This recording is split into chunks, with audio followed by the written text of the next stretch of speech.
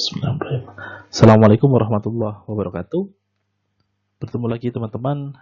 Saya berdoa semoga Allah senantiasa memberikan kesehatan kepada kita semua. Semoga Allah jauhkan kita dari segala keburukan, terutama di masa pandemi. Semoga Allah hindarkan kita dari COVID-19. Sebelum kita lanjutkan, mari kita berdoa. Bismillahirrahmanirrahim. Subhanaka la ilma lana illa ma 'allamtana innaka antal alimul hakim.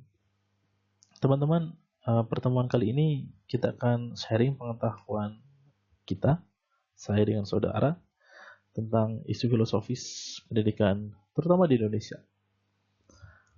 Bisa kita katakan bahwa filsafat dan pendidikan tidak akan terpisahkan. Filsafat menetapkan sebuah ide, sebuah gagasan, menetapkan sebuah prinsip.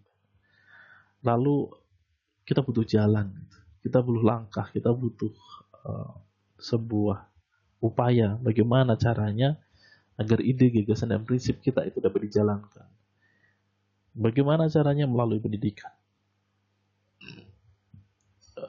Pendidikan merupakan usaha untuk merealisasikan sebuah ide, gagasan, prinsip itu menjadi sebuah kenyataan. Melalui apa? Melalui tindakan. Melalui apa? Melalui tingkah laku. Bahkan pendidikan pada prinsipnya adalah untuk membina kepribadian. Ketika kita, saya, saudara, belajar tentang filsafat, yang perlu ditekankan adalah bagaimana tonggak atau komandan kita dalam berfilsafat adalah agama. Dalam konteks keguruan, kita belajar tentang materi, tentang ilmu dari sebuah mata pelajaran mungkin atau mata kuliah atau subjek tertentu.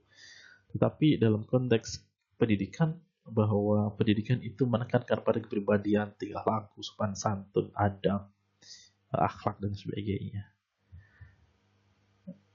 Dikatakan bahwa pendidikan merupakan gambaran tentang masyarakat yang ideal. Itu sebuah produk. Produknya siapa? Produknya apa? Produknya filsafat tadi, prinsip tadi. Pertemuan kali ini kita akan mengkaji, saya dengan saudara bersama-sama kita mengkaji tentang isu filosofis pendidikan di Indonesia. Kami menuliskannya dari 3 hal. Pertama tentang idealisme, kedua tentang pragmatisme, dan yang ketiga tentang realisme. Nanti pada akhir sesi ini kita akan mengkaji isu strategis, terutama dalam pendidikan dasar.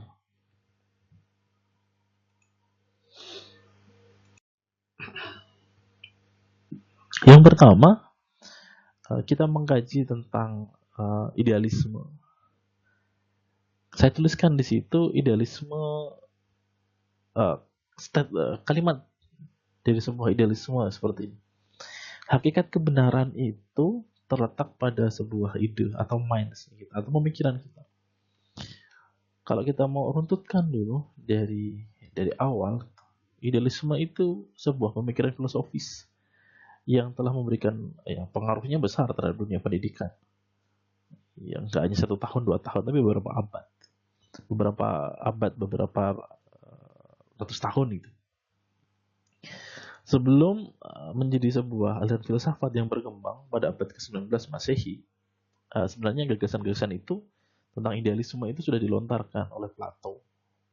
Plato pada abad ke-4, sementara idealisme itu berkembang lebih luas pada abad ke-19. Gagasan-gagasan yang dikemukakan oleh Plato itu banyak, terutama gagasan tentang bagaimana idealisme itu bisa berkembang melalui ide dan pemikiran, gagasan, prinsip, dan sebagainya. Makanya ketika ada pertanyaan siapa bapak idealisme, ya Plato. Jawabannya adalah Plato.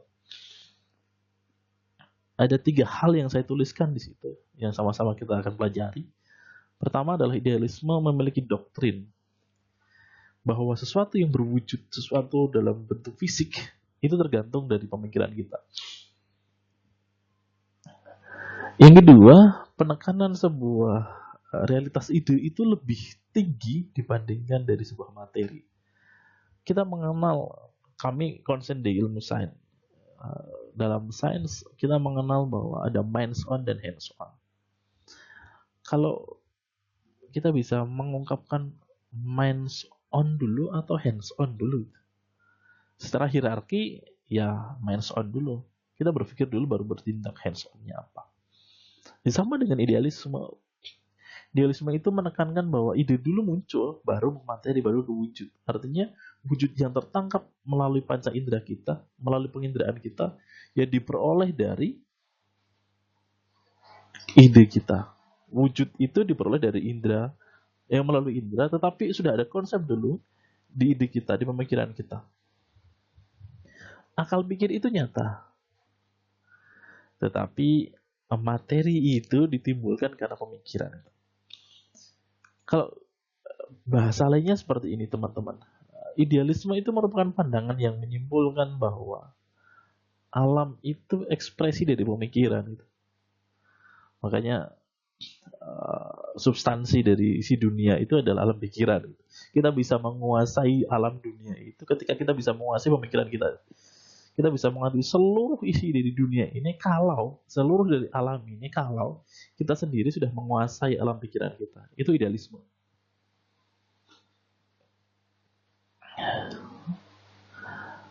Idealisme menekankan lebih pada akal pikir kita sebagai dasar, bahkan lebih.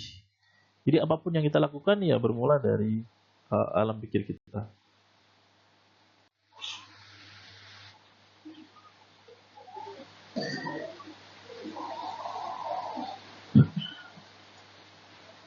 Tokoh idealisme kita adalah Plato.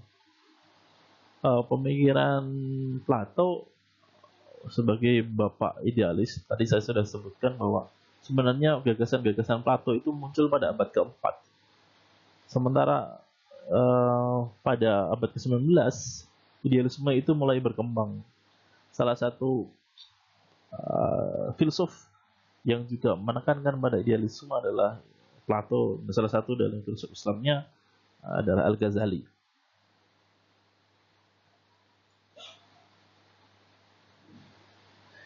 Menurut Plato, hakikat dari segala sesuatu itu tidak terletak pada apa yang bersifat materi. Lagi-lagi, wujudnya adalah pemikiran kita. Tetapi sesuatu yang ada di balik sebuah materi itu ya bermula dari ide. Munculnya adalah dari ide. Bagaimana kita bisa terhubung antar. Kita mau kita di Pulau Jawa, kita mau ke Pulau Sumatera, bagaimana saya bisa cepat sampai ke sana dari ide. Oh, kita buat pesawat, kita buat motor, kita buat apa istilahnya, kendaraan yang akan memudahkan kita pindah dari satu tempat ke tempat lain. Itu dari ide dulu. Itu wujudnya adalah ide, baru kita realisasinya dari ide dulu, baru munculnya adalah sebuah wujud benda atau material. Jadi penekanannya seperti ini, bahwa realitas bagi seorang idealisme adalah dunia. Tapi penampakan yang ditangkapnya itu melalui penginderaan. Tetapi di penginderaan itu yang bekerja adalah idenya, pemikirannya. Penting daripada dunia indrawi itu, semua yang nyata itu bermula dari ide kita, gagasan kita. Ide sebuah gagasan itu lebih dulu muncul. Jadi ide atau gagasan itu lebih dulu muncul dibandingkan objek-objek yang bisa kita lihat secara kenyataan. Dalam pandangan idealisme, kehidupan etik itu dapat direnungkan sebagai sebuah kehidupan yang dialami, yang dijalani melalui keharmonisan alam. Tadi saya sampaikan, ya kalau kita mau menguasai dunia, kuasai dulu pemikiran kita. Ada sebuah filosofi, kalau saya bilang seperti itu. Alam itu menyediakan semua yang ada untuk kebutuhan perut kita. Kebutuhan apapun kebutuhan kita itu tergantung di alam. Tetapi kita tidak bisa menekan angka, kalau kita mau buat grid, rakusnya manusia. Kita bisa makan apapun, tetapi yang perlu ditekankan adalah kita bisa nggak menahan nafsu untuk tidak makan semuanya. Nah itu kalau menekan berarti kan dari konsep ide dulu, gagasan dulu, pemikiran.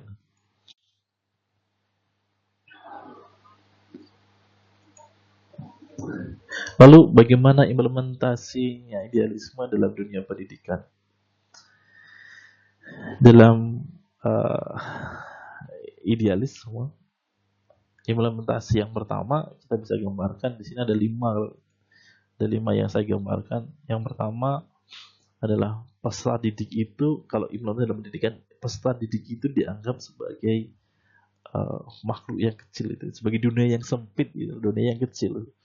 Tetapi idealisme masih menekankan bahwa sempitnya jagatnya peserta didik, sempitnya jagatnya siswa itu memiliki potensi yang besar untuk bisa meledak. Bahkan saya sendiri masih kita jumpai siswa lebih pintar daripada gurunya, mahasiswa lebih pintar daripada dosennya, karena dia dianggapnya jagat kecil, tapi potensinya besar. Dalam idealisme, siapa yang bisa membuat pembelajaran itu lebih benar? Ya guru. Karena konsep yang ditekankan pada idealisme adalah guru sebagai sentral pendidikan, sentral pengajaran. Kurikulum dibentuk, kurikulum disusun itu sebagai pengembangan ide.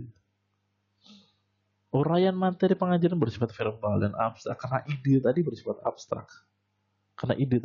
abstrak. Merubah pikiran, bahkan mengajak siswanya untuk dekat dengan Tuhan.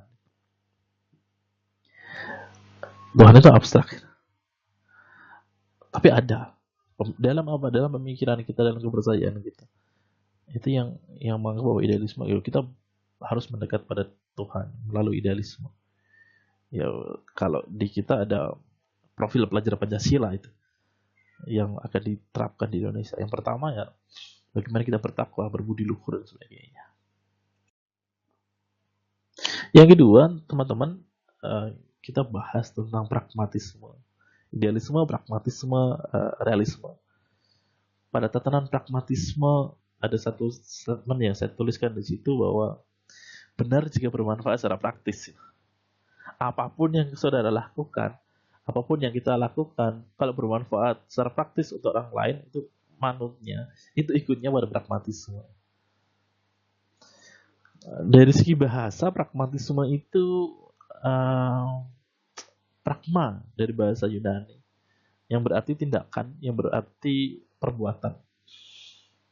Pragmatisme itu alirannya mengajarkan bahwa sesuatu dikatakan benar, sesuatu dikatakan baik ketika membuktikan kebenarannya tadi, membuktikan kebaikannya tadi, itu bermanfaat, memiliki sebab akibat yang praktis dalam manfaat kepada orang lain.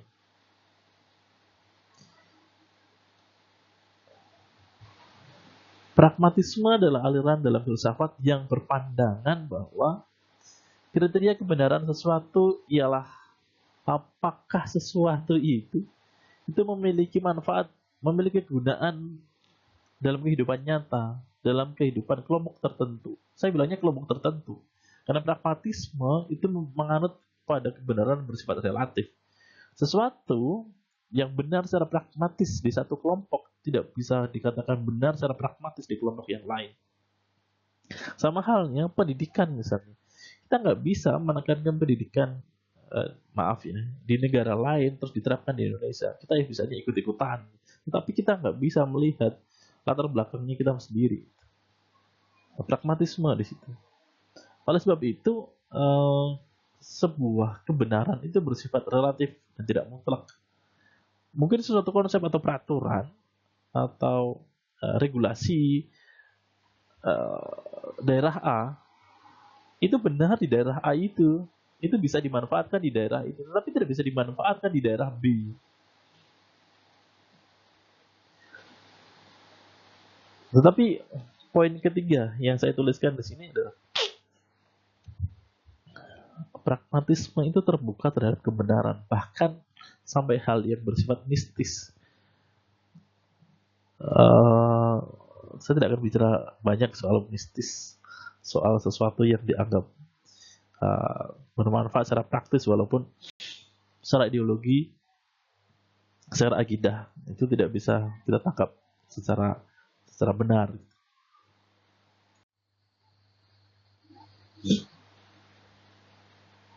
Lalu bagaimana pandangan pragmatisme?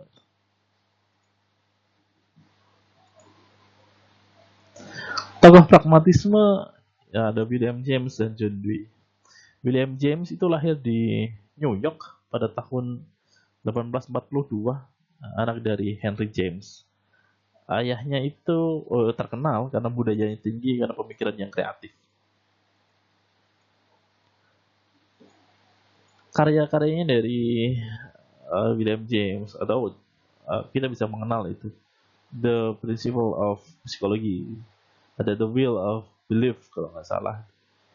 Di dalam bukunya Meaning of the Truth, kebenaran itu William James menguatkan bahwa kebenaran itu tidak ada yang mutlak. Tidak ada kebenaran yang mutlak, yang berlaku secara umum, yang bersifat tetap, ya berdiri sendiri, terlepas dari segala akal, segala sesuatu yang mengenalnya itu, yang mengenai dari kebenaran itu. Pragmatisme dilandaskan pada pemikiran akidah, pemisahan agama dari kehidupan, atau sekularisme. Perkembangan historis muncul, pragmatisme itu lebih merujuk pada perkembangan dari empirisme. Paradigma ideologisnya adalah mereka menolak agama sebagai pengetahuan, ya, karena ya mereka belum, atau pada konteks ideologinya mereka tidak mengakui bahwa agama ini sebagai sumber pengetahuan. Kita sebagai orang Muslim ada Al-Quran dan Sunnah Rasul dan hadis, itu yang kita patok, yang kita gunakan sebagai ilmu pengetahuan dalam bertindak. Kalau kita mau kritik gitu, gagasannya kan ada ide dan kegunaan. Sementara ide dan kegunaan itu ada beberapa yang bertolak belakang. Tidak semuanya ide itu bermanfaat pada satu kelompok, iya. Sehingga memunculkan sebuah kenisbaan dari sebuah kebenaran. Kebenaran hanya berlaku pada kelompok A, dan kebenaran tidak berlaku pada kelompok B. Itu yang masih berlaku pada pragmatisme.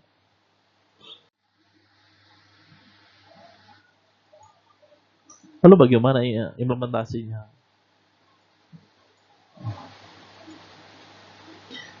Yang pertama, bahwa pragmatisme itu menekankan pada sebuah pola, yaitu seseorang yang berpikir itu dalam rangka untuk memecahkan sebuah masalah. Siswa yang sedang berpikir, siswa yang sedang menyelesaikan studi, siswa yang sedang memecahkan sebuah soal, itu dalam rangka memecahkan masalahnya. Yang kedua, dalam konteks pragmatisme, untuk bisa menguji kebenaran, yaitu melalui percobaan. Hipotesanya ada, tetapi untuk membuktikan hipotesanya harus dengan percobaan. Pada pragmatisme, pendidikan formal itu sebagai usaha yang dilakukan, tetapi usaha itu dilakukan berdasarkan minat siswa. Yang sering kita sampaikan lah, saudara dan saudara sudah mengetahui bahwa kita tidak bisa mengajarkan ikan untuk memanjat. Yang bisa kita ajarkan adalah ikan untuk lihai, untuk mahir lagi. Bukan ajarkan sih, kalau hewan itu dilatih, ya. Kita bisa bagaimana ngelatih ikan itu untuk pandai berenang, lihai lagi, canggih lagi untuk berenang. Jadi kalau kita ajarkan siswa, ya, nggak bisa pada skala numerik atau literasinya buruk, ya pasti ada sisi lain yang menjadi minat dan bakat siswa. Kalau tadi di idealisme, siswa itu sebagai jagat yang kecil tapi memiliki potensi besar. Kalau di sini pada pragmatisme, siswa itu memiliki kedudukan yang luar biasa. Makanya muncullah student center di sini, muncullah siswa itu sebagai pusat pembelajaran. Guru hanya sebagai pengawas, fasilitator saja. Itu implikasi dalam dunia pendidikan. Yang terakhir terkait dengan realisme. Ide, manfaat, sekarang melalui indrawi. Realisme itu berasal dari bahasa Latin. Realis, yang artinya sungguh-sungguh, atau nyata, atau benar, atau ada. Realisme adalah filsafat yang menganggap bahwa terdapat satu dunia eksternal yang nyata, yang didapati, yang perlu kita kenali.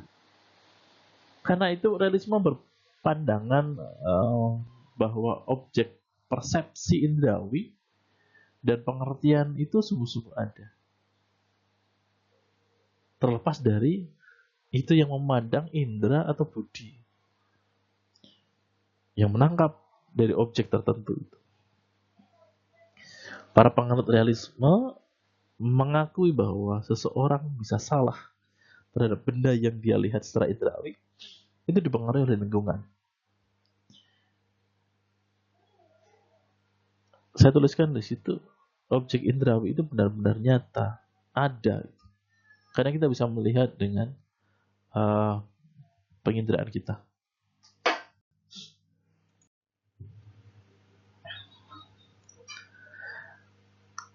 Kami membagi menjadi dua. Ada realisme primitif atau tradisional, ada realisme akal sehat. Ya, primitif boleh, tradisional boleh, dan satu lagi akal sehat atau modern.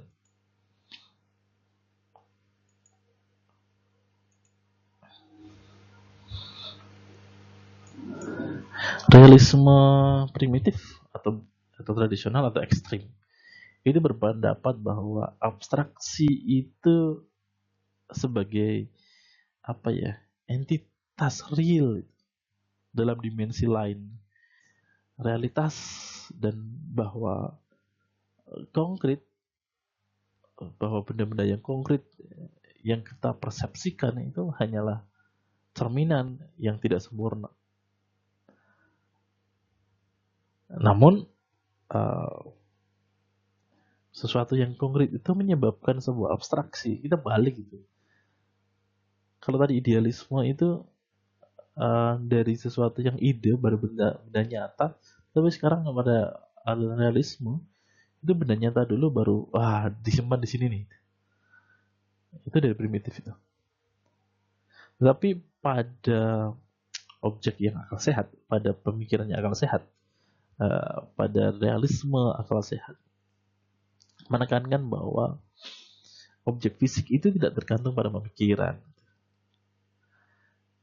Konseptual iya tergantung pada pemikiran, tapi objek fisik itu tidak tergantung pada pemikiran, tetapi tergantung pada indrawi kita, apa yang kita lihat. Objek khayalan hanya produk pikiran. Persepsi bersifat subjektif. Itu akal sehat. Itu yang bisa kita tangkap dari realisme. Sementara kalau kita kita kasih itu, ada persamaan sebenarnya antara realisme akal sehat dan realisme ekstrim. Suatu objek itu tidak tergantung pada pemikirannya, tidak tergantung pada hasil pemikirannya, tapi objek fisik itu tergantung pada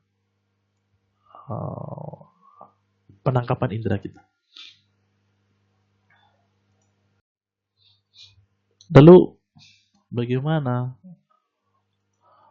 pola yang bisa kita terapkan atau implementasinya dalam dunia pendidikan?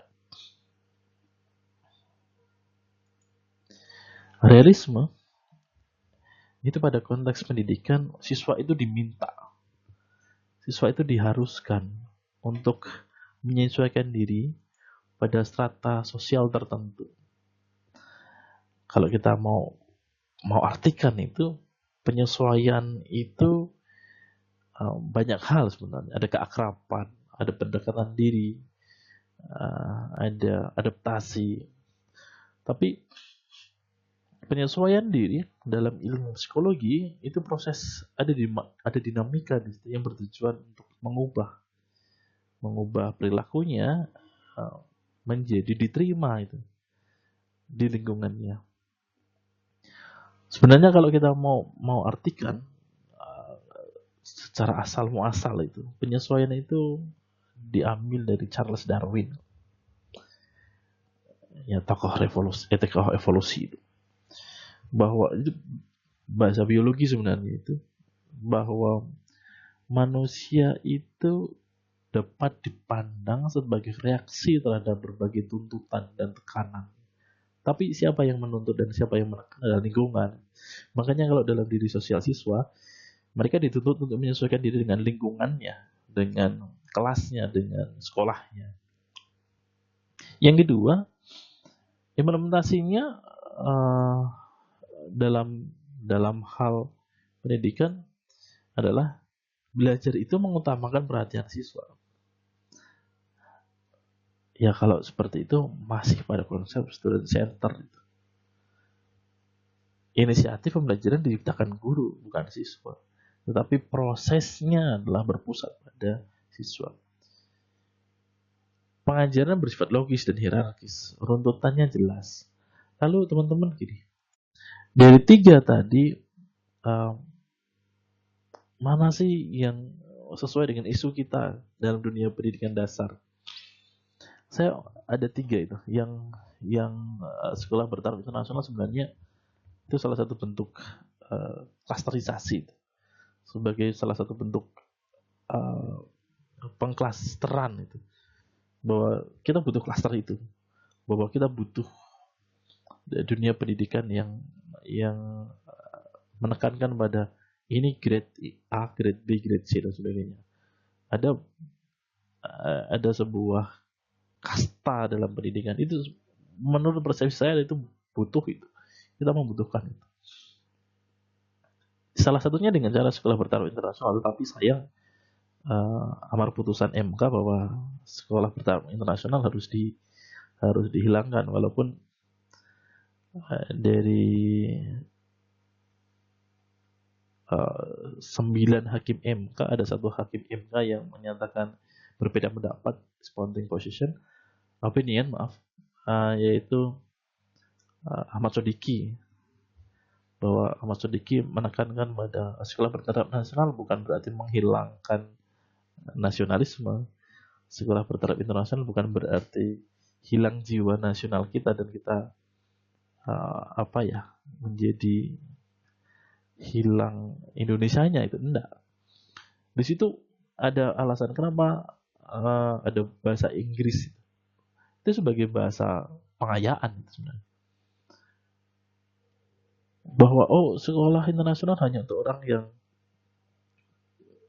kaya, orang yang miskin nggak bisa. Enggak seperti itu.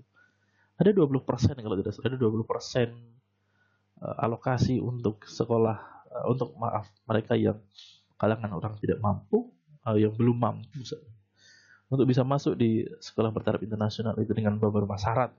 Tapi syarat itu bisa dipenuhi. Salah satunya syarat akademik, syarat pintar dan sebagainya, syarat kognisi. Itu isu strategis itu. Yang kedua, merdeka belajar.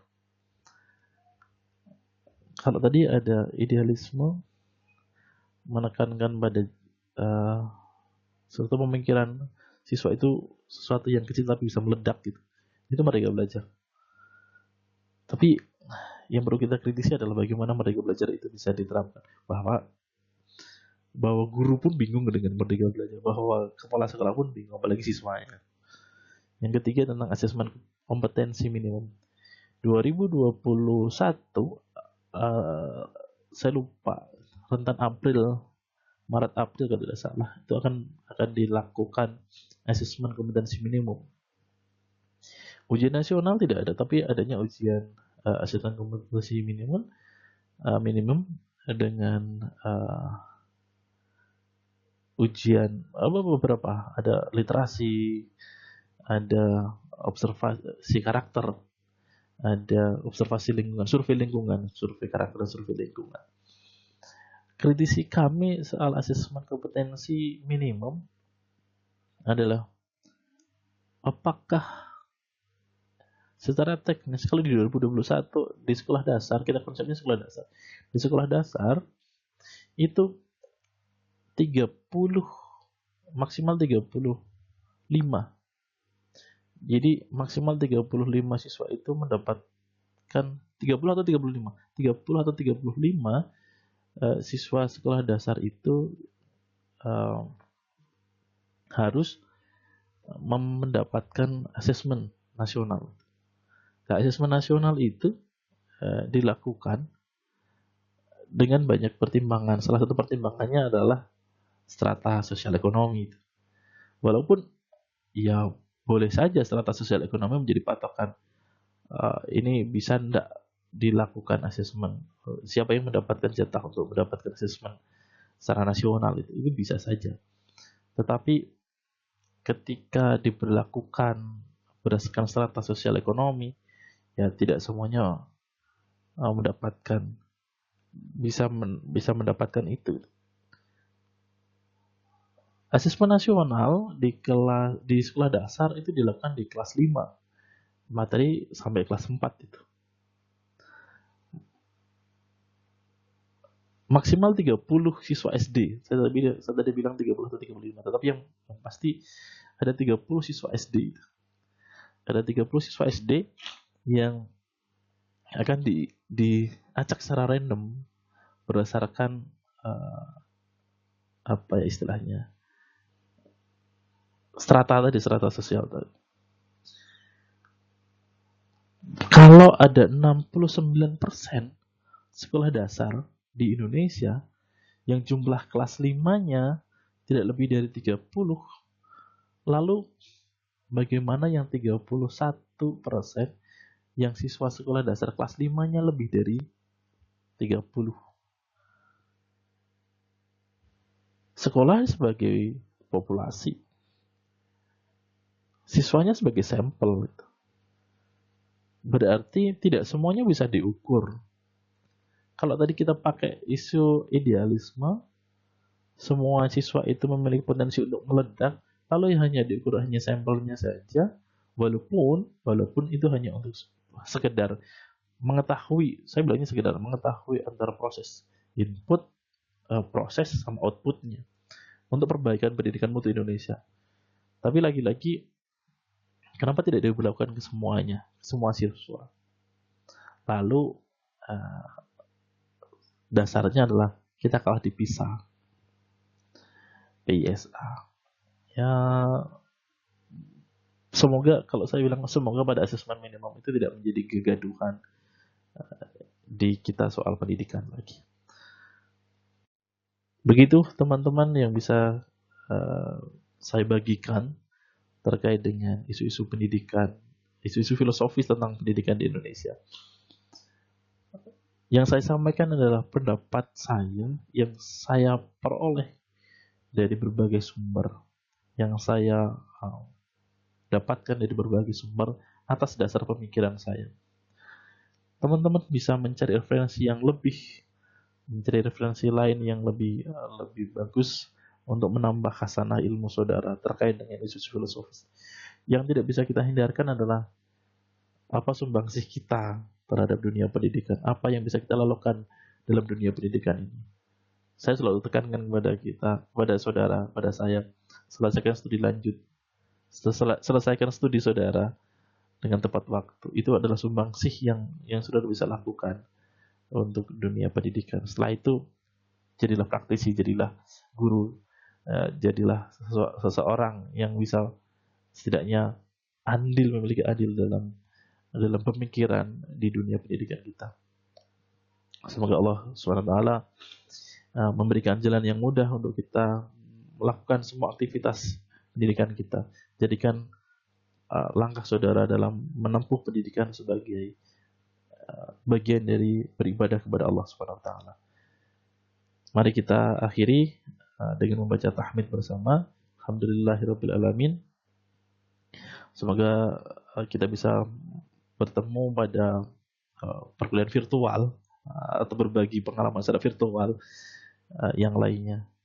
Terima kasih. Mohon dimaafkan atas segala kekurangan. Billahi taufiq wal hidayah. Assalamualaikum warahmatullahi wabarakatuh.